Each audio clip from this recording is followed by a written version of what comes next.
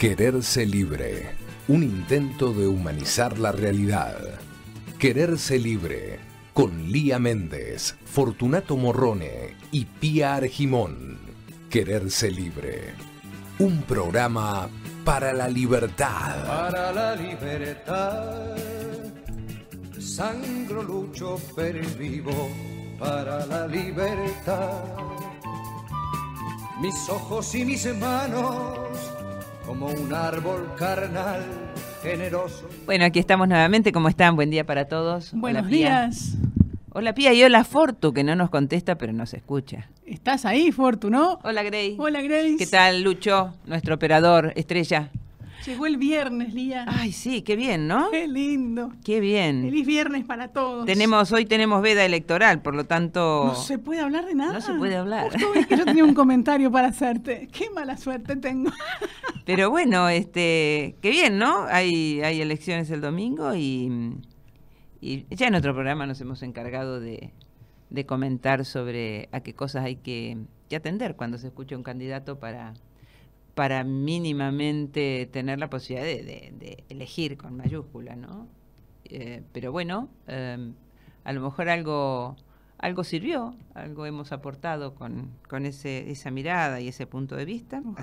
Ojalá que así sea. Ahora que sea queda un aporte elegir. Y que sea con memoria, porque ese para mí es elegir con memoria, Y que claro. no nos olvidemos, nos olvidemos. Y sabes que también haciéndose cargo, ¿no? Porque, a ver, cuando uno vota un candidato, lo puede votar por muy distintos motivos. O porque no le gusta a otro, Claro. por llevarla contra otro, no sé qué, o porque tiene una publicidad simpática que te hace llorar o que te conmueve y no sé qué. O tiene un buen asesor de marketing. O tiene un buen asesor de marketing. Todos tienen asesores de marketing. Algunos mejores que otros. Algunos mejores que otros. Y, digamos, bueno, uno puede mirar todo eso y eso está para ser mirado, digamos. Justamente entrenar un pensamiento crítico tiene que ver con poder ver todo y sacar las propias conclusiones, Claro. ¿no? Pero además me parece que hay algo que no se asume tanto, y es que uno tiene responsabilidad por el voto que pone, en el sentido de que después, si termina electo aquel a quien uno le puso el voto y las cosas no son como uno quería, hay que poder decir, yo tengo responsabilidad en esto, Claro. no para aplaudirlo y aprobar las cosas mal hechas, pero en todo caso, lo decía por eso que vos comentás de tener memoria, ¿no? En todo caso decir, bueno, ¿cómo le erré con esto? Y porque me creí la propaganda, porque no sé qué, porque tenía cara de no sé qué otra cosa. Entonces, me parece que también la sociedad tiene que, o sea, en materia política, bueno... necesitamos avanzar mucho, pero la sociedad necesita hacer claro, su parte. yo creo que está muy bueno eso que decís, porque si no siempre es como que la responsabilidad queda del lado de afuera de uno, ¿no? Sí. Yo lo voté, ahora te di la responsabilidad y hacete cargo. No, bueno, si yo te voté y te di ese espacio, yo también soy responsable de lo que esté pasando Así es. en mi país, digamos, ¿no? Así es. O en mi ciudad o lo que sea. Así como aquellos candidatos que están dentro de un espacio y obviamente promueven que se vote al cabeza de ese espacio, que me parece bien, obviamente, si uno está ahí en las listas, va a promover, hace propaganda a favor, dice lo mejor de las políticas, de las propuestas, de las personas.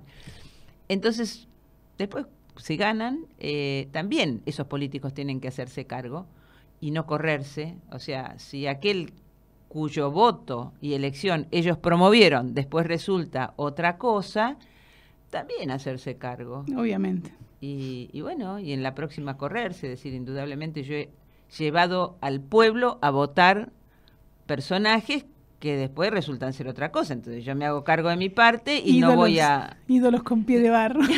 Claro, no voy a agitar más la pañoleta en uno próximo. Por lo menos, digamos, me parece que eso también es construir Claro. y crecer en materia de ejercicio político. Pero hoy no podemos hablar de política. Por eso no hablamos de política. Por eso hemos decidido hablar de otro tema. Lamentablemente, desde cierto punto de vista, hoy elegimos hablar de un hecho Histórico. tremendamente trágico, como fue la bomba de Hiroshima. No se cumplieron 70 años de aquella monstruosidad que fue largar. Hiroshima y Nagasaki, ¿verdad? Hiroshima y Porque en realidad Nagasaki. son pocos sí, 3 días de diferencia. Sí, exacto. Se están cumpliendo 70 años Sí, de sí, esos trágicos sí. días.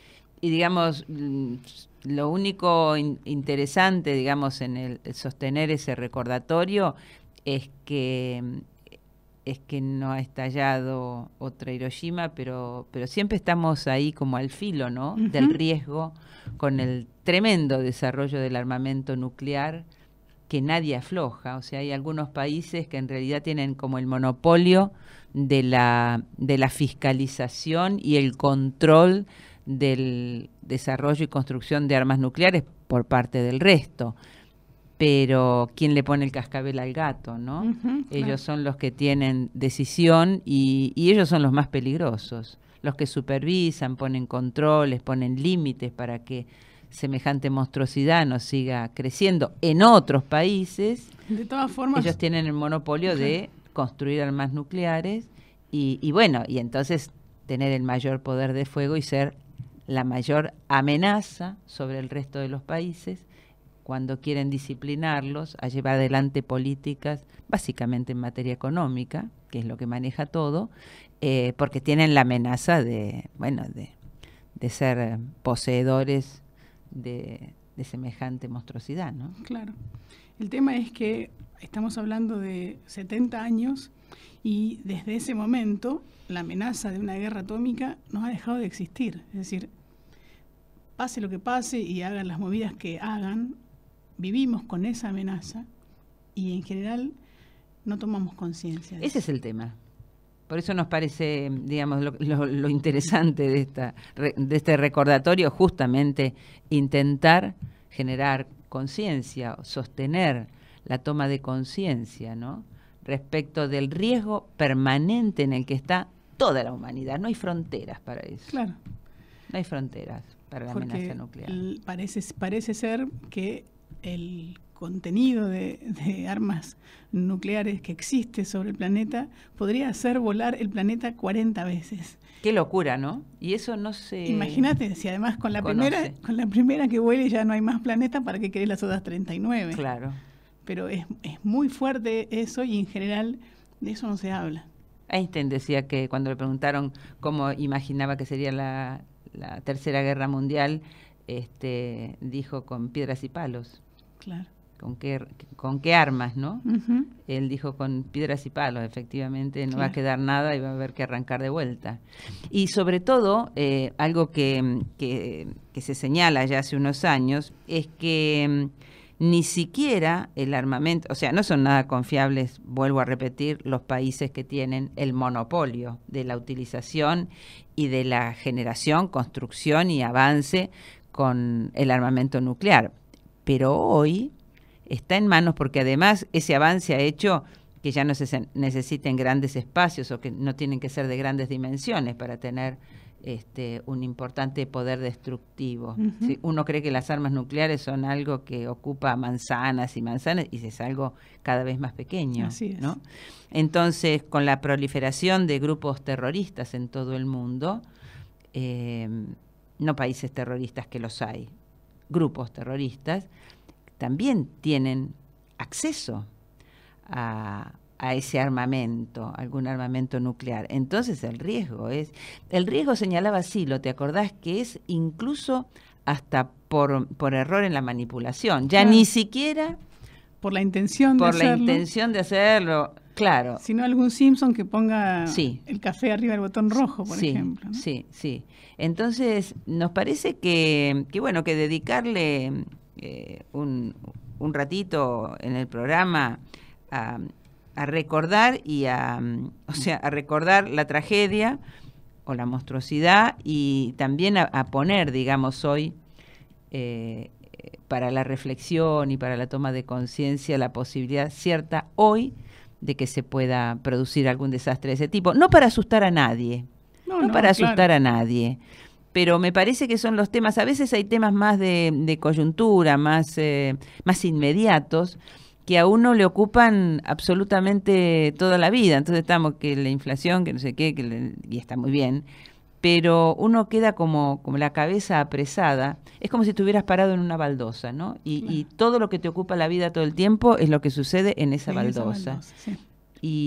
Y hay cosas que no están en la baldosa, que están a una distancia enorme de tu baldosa cotidiana, y sin embargo, en un segundo, producido en la otra punta del planeta, podría partirte la baldosa. Es partirte la baldosa, exactamente. Vos sabés que yo leía un artículo que tiene que ver, bueno, justamente con este aniversario, con esta conmemoración.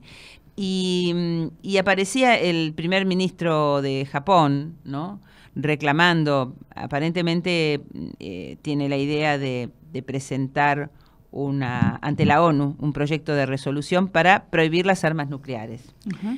Entonces ese anuncio parece ser muy interesante. Supongo que es como es un poco testimonial, porque ya sabemos que en la ONU están los que tienen poder de veto y no pasarán.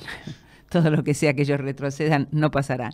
Pero lo interesante es, bueno, yo lo leí y me parecía, digo, bueno, que bien, pero tiene muchas críticas ese primer ministro por parte de, entre otras cosas, de gente que todavía vive, que ha sido víctima directa de este desastre, ¿no?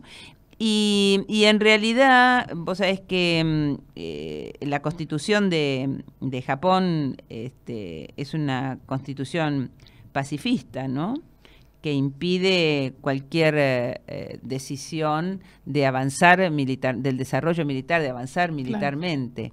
Y entonces parecería que la intención del primer ministro es poner un límite a las armas nucleares, pero lograr, por otro lado, un mayor posicionamiento militar de Japón. Y entonces tiene fuertes críticas. Claro, claro, o sea, con otras armas, digamos. Claro, te cambio el palito por un revólver. Así que tiene fuertes críticas. Y esto se relaciona también con aquello que hablábamos al principio, ¿no? Una cosa es lo que se dice, y obviamente los japoneses que lo viven directamente tienen más datos respecto de las intenciones verdaderas de quien lleva hoy adelante el gobierno en su país, ¿no? Así que a mí me gustaría, por ahí después de una pausa musical, que pudiéramos hablar también, para que nuestra audiencia conozca, que en el 2009 se llevó adelante una marcha mundial en esto de la toma de conciencia por la paz y la no violencia, y comentarles un poquito, porque por ahí muchos no están enterados, y para nosotros es un hito significativo y trascendental en esto de crear conciencia no violenta. Si te parece, vamos a un tema musical. Escuchamos nuestro primer tema del día de hoy, a Don Rosa Toledo, en la hermosísima voz de Verónica Condomí.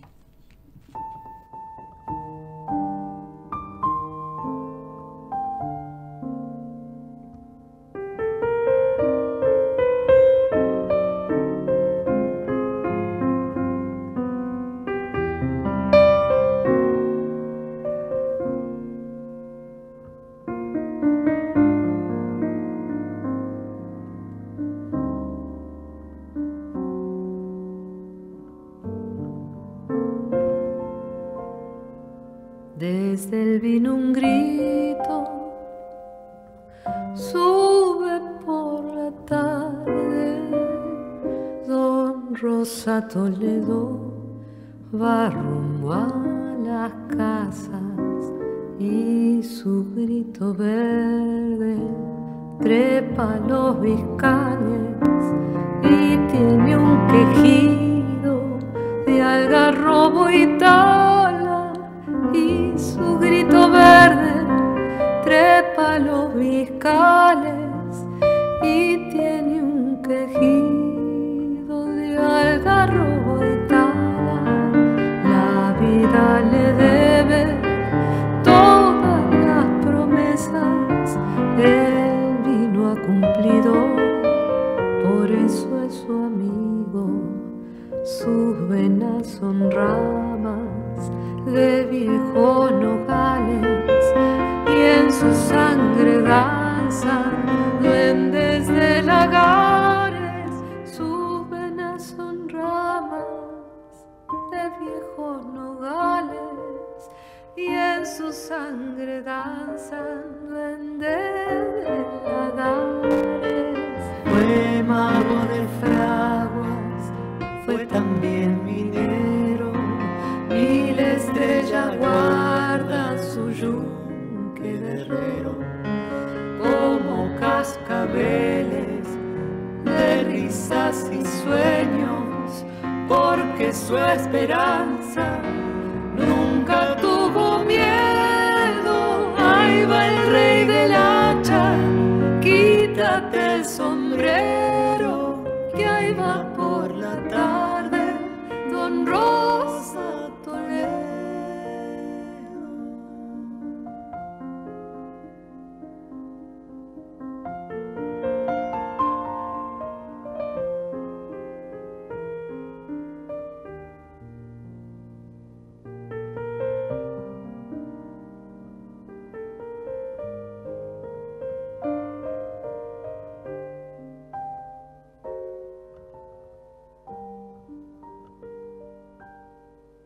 En Don Rosa duermen distancias y ausencias, y para las penas inventa alegrías, y su voz de árbol áspera y caliente se le vuelve tierna si dice María, y su voz de árbol áspera y caliente se le vuelve tierna si dice María. Las venas del cuello se le hacen chirleras cuando suelta en copla su alma vidalera, y un perfume albahaca se mezcla en su ropa con el remolino de la borrachera, y un perfume albahaca se mezcla en su ropa con el remolino de la borrachera. Fue mago de fragua, fue también minero, mil estrellas guarda su yunque guerrero, como cascabeles de risas y sueños, porque su esperanza nunca tuvo miedo. Ahí va el rey del hacha, quítate el sombrero, y ahí va por la tarde Don Rosa Toledo.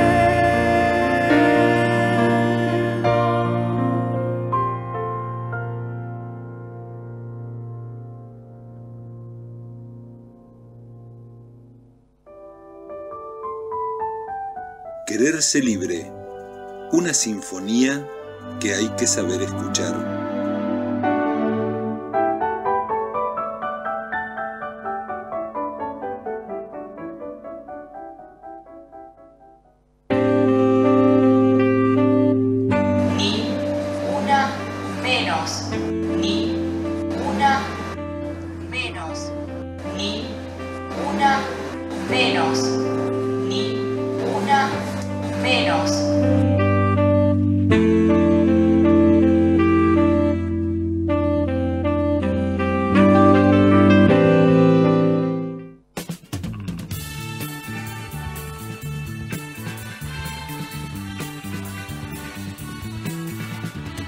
Para la libertad. Bueno, hermosísima la canción que escuchábamos por la voz de Verónica Condomí a Don Rosa Toledo. Bueno, ¿Tenías algunos comentarios antes de entrar en el tema de la marcha? ¿Tenías algunos nota, comentarios sí. más, Bueno, ¿no? para los que recién nos están escuchando, les contamos que hoy el tema es el 70 aniversario del lanzamiento de la bomba de Hiroshima y la de Nagasaki, ¿verdad? Entre hoy y el 9. Hay una nota que salió publicada ayer, la autora es Laura Riestra, y dice, el titular dice 9 cosas que probablemente no sabías sobre la foto de Hiroshima, sobre las bombas de Hiroshima y Nagasaki. Y hay algunas que yo sí las sabía, pero hay otras que quisiera compartirlas porque realmente me parecieron muy fuertes. Una de ellas es que existe un colectivo que se llama los Hibakusha, del que forman parte los supervivientes de estos ataques nucleares. Además de ser víctimas de los bombardeos, tuvieron que ver en su propio país cómo eran marginados y tratados como enfermos contagiosos. Claro, porque había un montón de cosas que no se sabían. Exacto. Eso es consecuencia directa de la desinformación orquestada por las autoridades en torno a los efectos de las bombas. Actualmente son 180.000 o 190.000 personas, Lía. Una locura. Una locura. Por ese miedo a ser discriminados, solamente hay unas 100 personas que están dispuestas a dar su testimonio. Imagínate, después de 70 años. Y casi 200.000 personas, solo 100 pueden como sobrepasar el dolor que significa esa Terrible. Discriminación. Eso me pareció muy, muy fuerte. Sí. Y obviamente están trabajando en esa asociación, hay mucha gente que les da apoyo y que hace que cada vez más gente se atreva a hablar, obviamente. Y dice que en el año 2002 surgió un proyecto que tiene la finalidad de formar a voluntarios para que se conviertan en herederos de Hibakusha. Es decir, intentar que esto, porque estos son generaciones y darle generaciones que va a llevar mucho tiempo hasta que se pueda sobrepasar esa discriminación que está como muy adentro. Y sostener la memoria además, ¿no? Además. Exactamente. Otra de las cosas que comparte la nota me pareció también muy, muy interesante es que 3 días después del bombardeo de Hiroshima se produjo el de Nagasaki, pero esta ciudad no era el objetivo. Los estadounidenses querían atacar Korura, que está a 150 kilómetros más o menos de Nagasaki. La nubosidad de aquel día hizo que, tras sobrevolarla hasta 3 veces, finalmente optaran por el objetivo siguiente, que era Nagasaki. Qué perverso todo, ¿no? Y escucha esta, porque esto es dentro de todo el desastre que fue. Mira vos las cosas, a veces los planetas, cómo funciona el universo. La bomba de Nagasaki, llamada Fat Man, fue mucho más poderosa que la que se utilizó en Hiroshima, Little Boy. Esos eran los nombres de las bombas. Todo perverso. Sin embargo, la capacidad destructora que tenía se limitó debido al efecto de contención que ejerció la orografía de la ciudad. Ajá. Es decir, podía haber sido mucho más desastroso todavía de no haber sido porque el paisaje, digamos... O sea que con el desastre que se hizo, no les salió tal cual lo teñan pensado, además. Exactamente. Terrible. Sí, no es... Bueno, otro punto, este me pareció muy simbólico. Kenzo Tange es el arquitecto responsable del pedestal sobre el que descansa la llama de la paz de Hiroshima. Se encuentra en el Parque Conmemorativo de la Paz, que permanece encendida desde el 1 de agosto de 1964. Tiene un significado que va más allá de recordar a las víctimas de la bomba. Seguirá encendida hasta que no exista ninguna amenaza nuclear. Significativo. Eso es bien claro el mensaje, digamos, ¿no? Bueno, y por último, dice, el sentimiento de Estados Unidos a día de hoy sobre lo que sucedió es contradictorio, ya que pese a la gravedad del hecho, el respaldo de los estadounidenses al lanzamiento aún representa una mayoría en un país... Del pueblo. Claro. El respaldo de los estadounidenses, claro, del pueblo estadounidense. Del pueblo. Que siguen teniendo presente los sucesos ocurridos durante la Segunda Guerra Mundial. Dice, los ciudadanos estadounidenses son hoy en día más conscientes que nunca del peligro que supone tener o utilizar armas nucleares. Pero todavía se cree que la bomba puso fin a la guerra. Y también se sabe que Japón ya estaba más que derrotado en el momento del lanzamiento. Claro, eso es una de las cosas que sí, por suerte, ya se sabe hace mucho, que en el momento en que deciden tirar la bomba, ya Japón se había rendido, digamos, ¿no? Lo cual multiplica la monstruosidad claro, de la decisión. porque está claro que ellos lo que querían hacer eran probar. Claro. Querían probar a ver qué pasaba y cuáles eran los efectos. Sí, y mostrarle al mundo, ensayo. y mostrarle al mundo su poderío. Y además, para obviamente, disciplinar. Exactamente. Cosa que han seguido haciendo hasta hoy. Sí, me pareció muy, muy interesante la nota, si alguien la quiere buscar. Se llama 9 cosas que probablemente no sabías sobre Hiroshima y Nagasaki.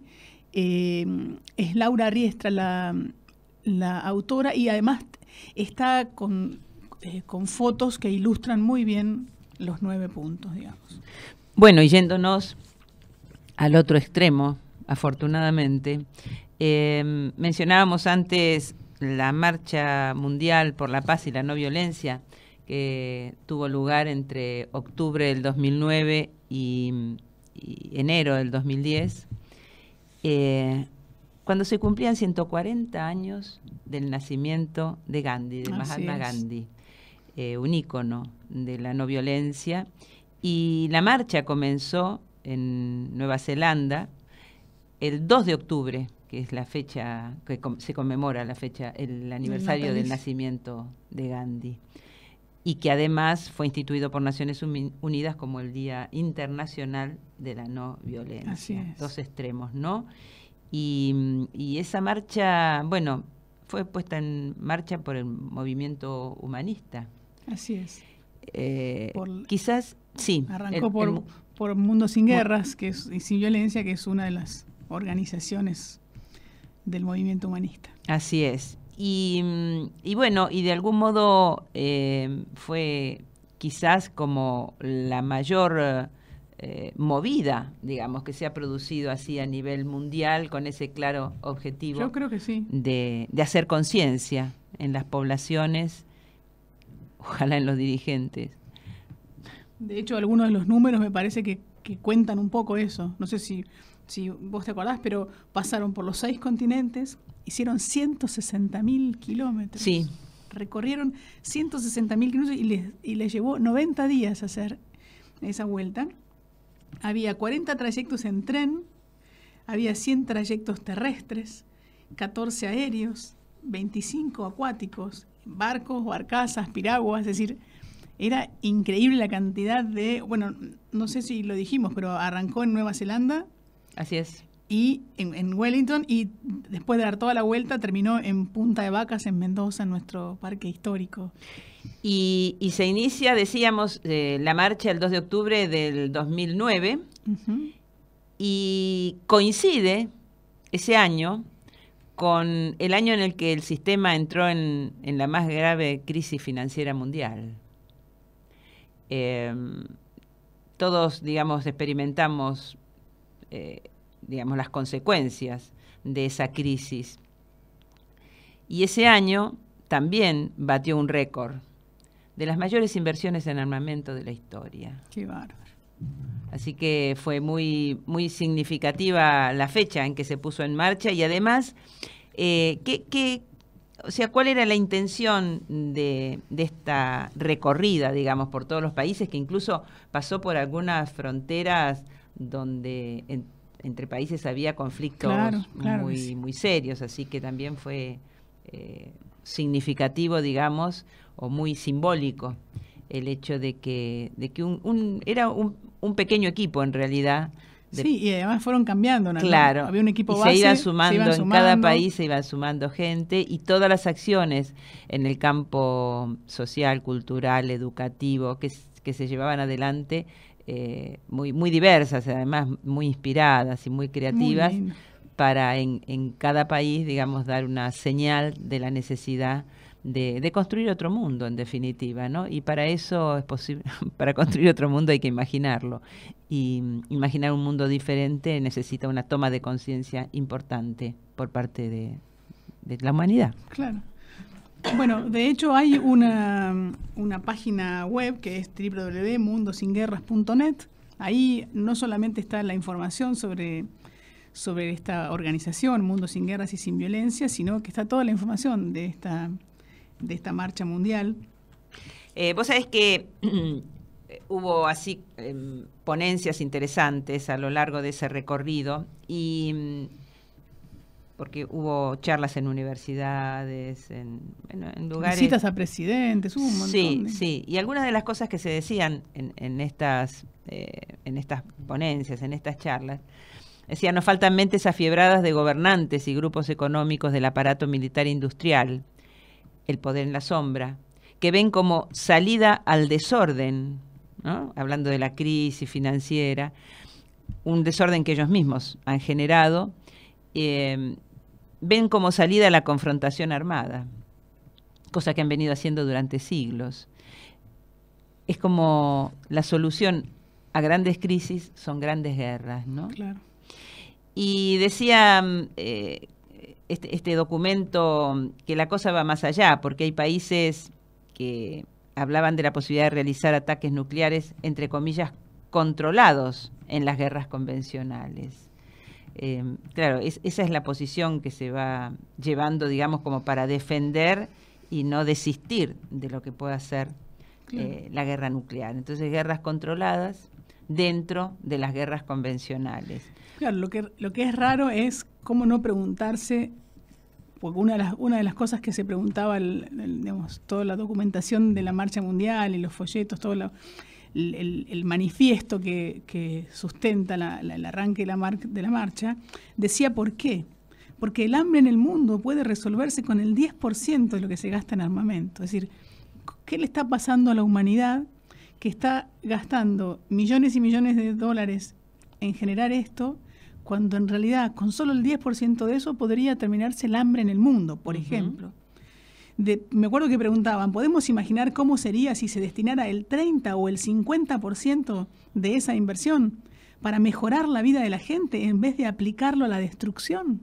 ¿Cómo sería el mundo si en lugar de, digamos, acumular armamentismo nuclear, destinaras la mitad de eso nomás? Primero, a que la gente no se muera de hambre, y segundo, a mejorar la calidad de la vida de las personas. Vos sabés que se hizo un manifiesto que fueron entregando a personalidades, incluso políticos, hasta donde se podía llegar, hasta donde eran recibidos. Y ese manifiesto decía: señores presidentes y primeros ministros de Estados Unidos de América, de la Federación Rusa, de la República Popular China, de la República de Francia, el Reino Unido, de India, de la República Islámica de Pakistán, de la Democrática Popular de Corea y del Estado de Israel. Recae en ustedes la responsabilidad de este momento en que se decide el futuro humano. Ustedes serán los que decidirán entre la historia y la prehistoria, entre la humanización y la animalización, entre una tierra para todos o un mundo atemorizado, entre una tierra generosa o un desierto contaminado. Ustedes serán los responsables de la atmósfera social que respiremos en los años próximos. Les exigimos a ustedes que prioricen en sus políticas de defensa y relaciones exteriores lo siguiente: el desarme nuclear a nivel mundial, el retiro inmediato de las tropas invasoras de los territorios ocupados, la reducción progresiva y proporcional del armamento convencional, la firma de tratados de no agresión entre países y la renuncia de los gobiernos a utilizar las guerras como medio para resolver conflictos. Claro, es realmente fuertísimo, ¿no? Es muy fuerte. Porque me acuerdo que terminaba diciendo que es una forma de construir una sociedad basada en la acción no violenta, digamos, ¿no? Es decir, pensemos el mundo de otra manera, muchachos. ¿Qué te parece si escuchamos una canción que me encanta, que además es muy esperanzadora porque se llama Todo se transforma, de Jorge Drexler, el uruguayo, y seguimos hablando de este tema que me parece que da para mucho más? Dale. ¿Sí? Lucho, cuando quieras.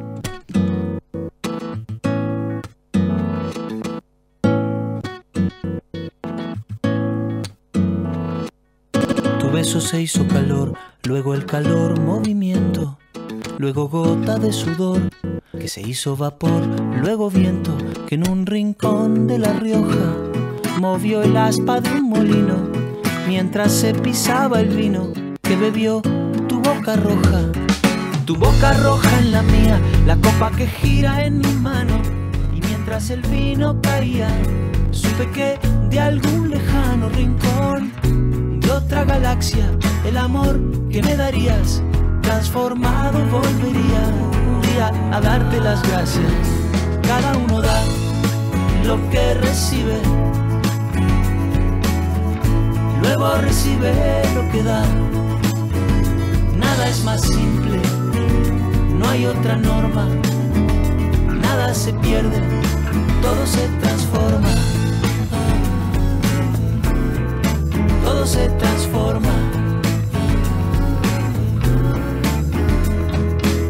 El vino que pagué yo con aquel euro italiano que había estado en un vagón antes de estar en mi mano, y antes de eso en Torino, y antes de Torino en Prato, donde hicieron mi zapato sobre el que caería el vino. Zapato que en unas horas buscaré bajo tu cama, con las luces de la aurora, junto a tus sandalias planas que compraste aquella vez en Salvador de Bahía, donde a otro diste el amor que hoy yo te devolvería. Cada uno da lo que recibe, luego recibe lo que da. Nada es más simple, no hay otra norma. Nada se pierde, todo se transforma. Todo se transforma. Todo se transforma.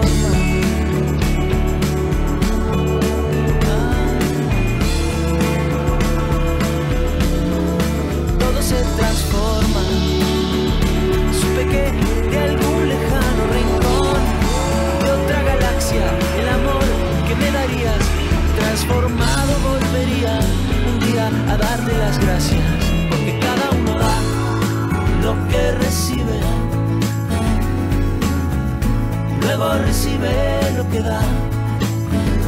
Nada es más simple, no hay otra norma. Nada se pierde, todo se transforma. Nada se pierde, todo se transforma. Nada se pierde, todo se transforma. Todo se transforma. Todo se transforma. Todo se transforma. Todo se transforma. Yo también, y mucho más. Y estamos re bien. Me gustaría nos vayamos a vivir juntos. ¿No estás cansada de seguir con los problemas de tus viejos? Vámonos lejos. Mira, mientras estemos juntos, no necesitamos nada más. No toda promesa es verdadera. ¿No estás cansada de seguir con los problemas de tus viejos? Vámonos lejos. Las redes de explotación sexual captan a través del engaño. Llámanos al 145, línea gratis las 24 horas en todo el país. Paremos la trata. Para más información consulte en www.comitecontralatrata.gov.ar. Argentina nos incluye. Presidencia de la Nación.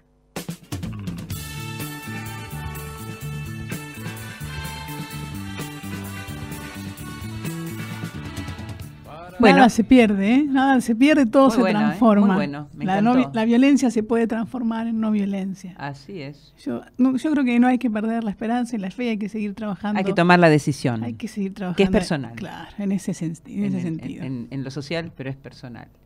Y lo tenemos a Fortunato Morrone en línea. Hola, Fortu, ¿estás ahí? ¿Me escuchan? Sí, claro, cómo no. Buen día, Fortu, ¿cómo estás? Buen día, ¿cómo están? Acá, muy bien, pasado por agua, pero bien. No sé dónde estarás que estás pasado por agua, porque nosotros hay una sequía bárbara donde todo estamos. Todo lo que llueve en Buenos Aires. Sí, todo se transforma en agua en estos últimos días. ¿Qué tal? Bien, ahí estábamos comentando los 70 años de la bomba de Hiroshima y cómo estamos hoy, digamos, ¿no? A 70 años de semejante desastre y destrucción. Cuál es la mirada por parte de las grandes potencias en el mundo, que parece como si no hubiéramos escarmentado. Como ¿no? si no hubiera pasado nada, Como ¿no? que no hubiera pasado nada. Y estábamos destacando además en este último tramo del programa la Marcha Mundial por la Paz y la No Violencia. Ese pedacito pude escuchar un... ¿No nos estabas escuchando desde el principio? Y la verdad es que no los pude escuchar desde el principio, viste, demasiadas... mucha agua. Muchas actividades, mucha agua, mucho ruido de agua cayendo, así que era difícil escucharlo. Sí, la verdad que parece mentira, ¿no? Todo el desastre vivido y todavía... digamos, siguen haciendo sus bombitas o tratando de perfeccionar sus armas de terror. Pero bueno, nada, aquí estoy. ¿Querían que les comente alguna película? Por favor, algo? porque si no estamos perdidos acá. Claro. Mirá, una película que vi que está ambientada justamente en Rusia, es una película que acá se estrenó en mayo, se llamó Crímenes Ocultos, el título en inglés es Child 44 o Niño 44, está basada en un hecho real ocurrido, digamos, en la Unión Soviética de posguerra. El caso conocido fue como la bestia de Rostov. Fue un asesino serial que mató en Rusia 44 niños. La cosa dramática era que, digamos, desde el concepto anticapitalista, decían que esas cosas pasaban solamente en el capitalismo. En una sociedad como la Rusia de aquella época, esas cosas no pasaban porque la moral revolucionaria impedía que sucedieran esas cosas. Fue, digamos, la película está bastante bien, no es de lo mejor, tiene buenos actores, pero la pifiaron un poco en la drama, en el argumento, en cómo llevaron toda la trama, en algunas partes un poco confusa, pero muestra por ahí de un modo exagerado cómo era el terror instalado en la época stalinista, y de hecho, bueno, se cometieron estos 44 crímenes porque no, o sea, los tomaban como accidentes, como fatalidades, y no como asesinatos. O sea, todo eso trataba de borrarse. Y es la historia de un policía de los servicios que se encargaba de buscar a los traidores del régimen y someterlos a torturas para que confesaran crímenes. Bueno, toda la historia, la locura stalinista, donde hizo un desastre dentro de Rusia, asesinando a millones de personas. ¿De qué origen es la película? El título de la película aquí es Crímenes Ocultos. Sí, ¿y quién la produjo? Es una película americana. De Hollywood. Claro. No, es una película americana, lógico.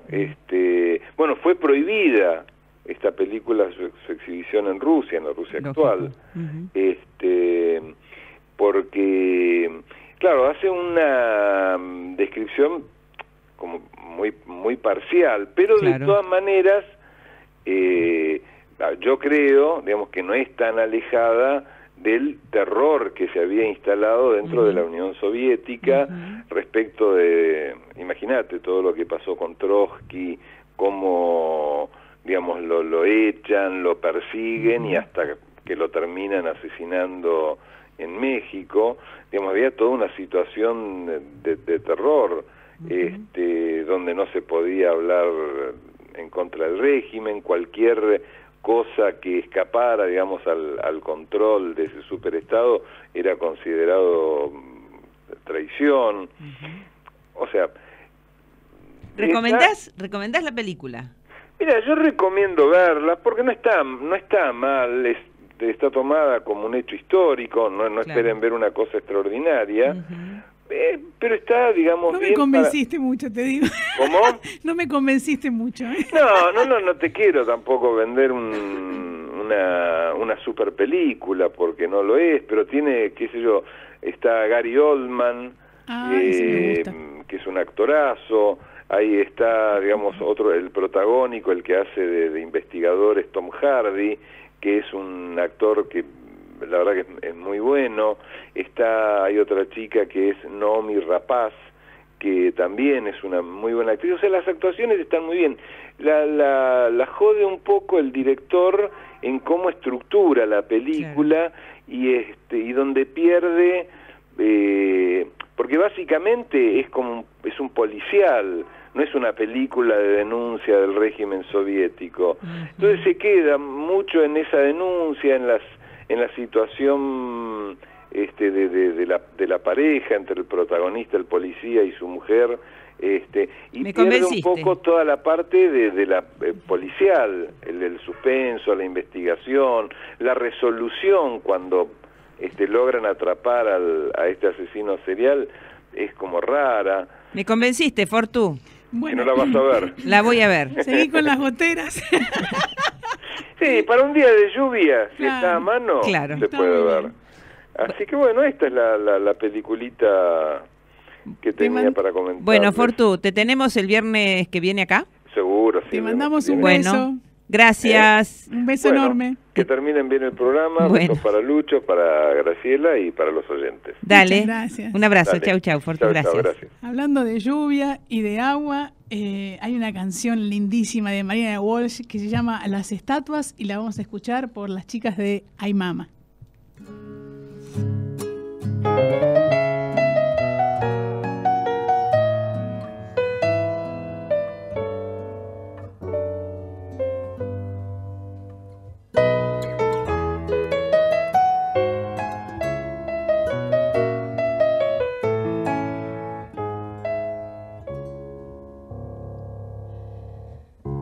Cuando llueve me dan no sé qué las estatuas, nunca pueden salir en pareja con paraguas y se quedan como en penitencia solitarias, señalando la fatalidad en las plazas. Miran serias pasar cochecitos y mucamas, no se ríen porque no tuvieron nunca infancia. Marionetas grandes, quietas, con ellas no juega nadie. Pero si una sombra mala para siempre las borrase, qué dolor caería sobre Buenos Aires.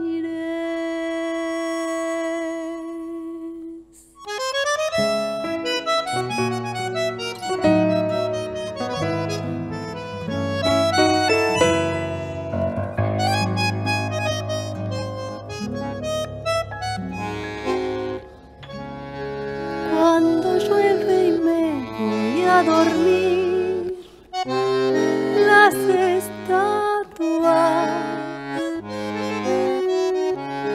velan pálidas hasta que llegue la mañana, y del sueño de los pajaritos son guardianas. Su memoria procuran decir sin palabras y nos piden la poca limosna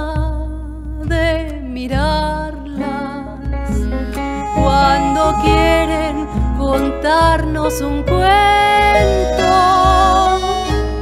de la patria.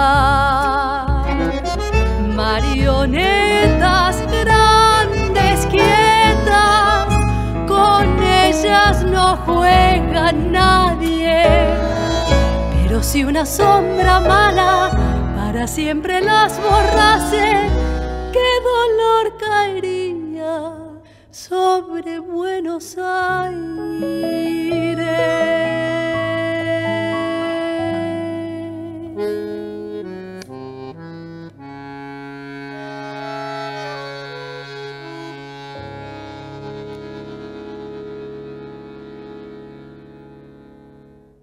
No le dejes a tu hijo la herencia de la duda.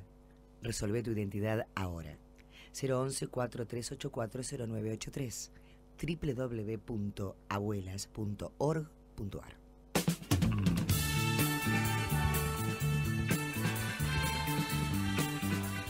Las estatuas, una canción de María Elena Walsh en la voz de Mora Martínez, las chicas de Aymama. Y bueno, y hablando de la Marcha Mundial por la Paz y la No Violencia, al arribo a Argentina, a Punta de Vacas, el 2 de enero del 2010, se decía, llegó la época en la que el ser humano decidió ponerse en pie y confluir desde las distintas razas, creencias y generaciones, por primera vez en la historia en una empresa común. Una gran marcha que recorrió el mundo, conmoviendo la conciencia y el corazón humano. Porque un mundo sin guerras es una propuesta que abre el futuro y aspira a concretarse en cada rincón del planeta, en el diálogo, en el que el diálogo vaya sustituyendo a la violencia. Ha llegado el momento de hacer oír la voz de los sin voz. Millones de seres humanos piden por necesidad que se acaben las guerras y la violencia. Podemos conseguirlo, uniendo todas las fuerzas del pacifismo y de la no violencia activa del mundo. Por eso, quédate libre. Nos encontramos el próximo viernes. Buen fin de semana para todos. También para vos, Lucho, Fortu. Gracias Graciela, a todos por estar y ahí. Para todos. Chau, chau.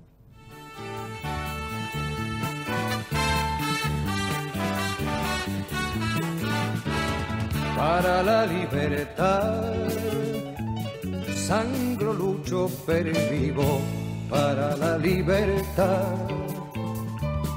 Mis ojos y mis manos, como un árbol carnal, generoso y cautivo, doy a los cirujanos